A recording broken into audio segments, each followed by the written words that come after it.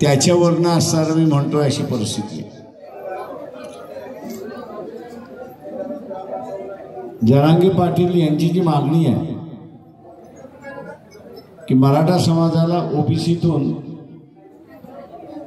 मराठा समाजाला असणारा ओबीसीच्या कोट्यातून आरक्षण द्यावं ही जी मागणी आहे, या मागणीच्या संदर्भात भारतीय जनता पक्षाने भूमिका घेतलीच नाही।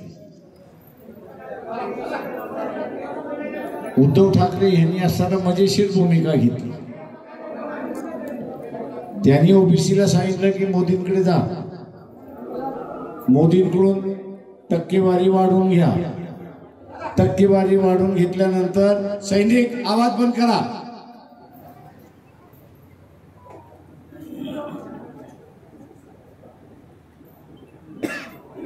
मोदींकडून जा, टक्केवारी वाढवून घ्या। वाढवून घेतल्यानंतर मराठ्यांना ओबीसी मध्ये घ्या आणि त्यांना आरक्षण देऊन मोकळं।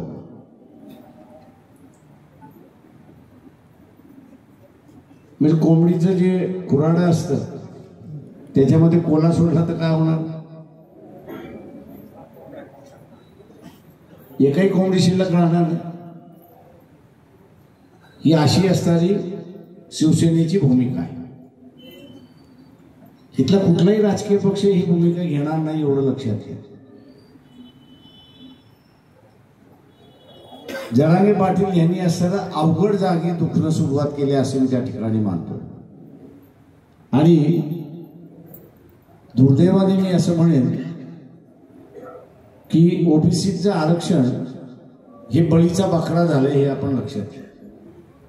म्हणजे कुर्बानी का बकरा म्हणतो नाही का आपण, भांडण श्रीमंत मराठ्याचा आणि गरीब मराठ्याचा। गरीब मराठा लढू शकत नाही म्हणून तो असताना ताकद घेण्याचा प्रयत्न करतो। आरक्षण मिळालं तर आपल्याला असताना थोडीशी ताकद मिळेल आणि ताकद मिळाली तर ह्या श्रीमंताशी लढता येईल अशी परिस्थिती आहे। आणि म्हणून आता हळूहळू आपण बघत असाल की जरांगे पाटील हे शरद पवारांचे आहेत असं म्हटले जाते। ते इलेक्शन लढले नाहीत तर तो स्टॅम्प पक्का झाला म्हणून समजा की त्यांना असताना शरद पवारांनी उभं केले अशी परिस्थिती आहे। त्यांच्या भांडणामध्ये ओबीसीने बळी जायचं का? तुमचा बळी द्यायचा का? नाही ना, 100%। नाही माहित तर मग यांच्यामध्ये आपण असणारा आपला निर्णय काही ना काहीतरी घेतला पाहिजे।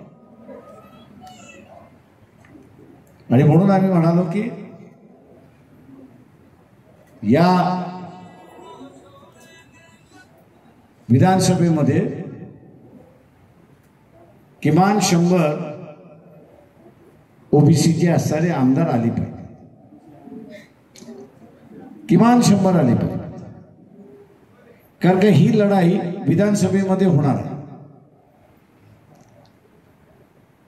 जिल्हा परिषद, पंचायत समित्या, नगरपालिका, महानगरपालिका, ग्रामपंचायत यांच्या आरक्षणासंदर्भात सुप्रीम कोर्टामध्ये अजून असणारं पिटिशन पेंडिंग आहे, स्टे ऑर्डर।